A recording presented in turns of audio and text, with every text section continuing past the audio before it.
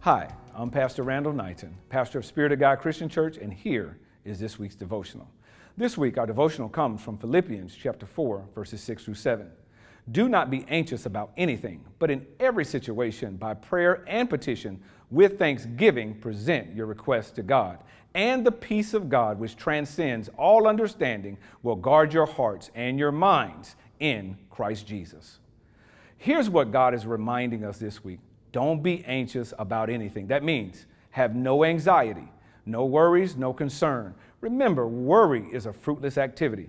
Jesus himself even reminded us, which of you can add 1 hour to your life by worrying?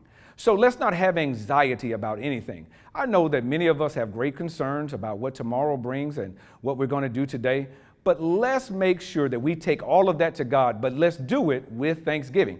Let's make our requests and present our presentations, our petitions to God, but do it with thanksgiving. In other words, let's first thank God for what God has already done. Let's thank God that situations aren't worse than they could be. And then let's make our prayers and our petitions to God. God does want to hear from us. But once we do that, we remove anxiety. We're not going to worry or have great concern. We're going to give that to God, but we're going to be thankful to God for all that God has done and all that God is doing. And then God says, because you trust me, I'll give you peace that passes all understanding. Many people around you won't understand why it is that you have peace this week because of the fact that if they were going through some of the same things, they wouldn't have peace. They'd be worried. They'd be concerned. They'd be fretful. They'd have anxiety attacks, but not you at all because you've given it to God. You're going to trust God, but more importantly, you're just going to be thankful to God for what he's done and how things are going right now that they could be worse, but they aren't.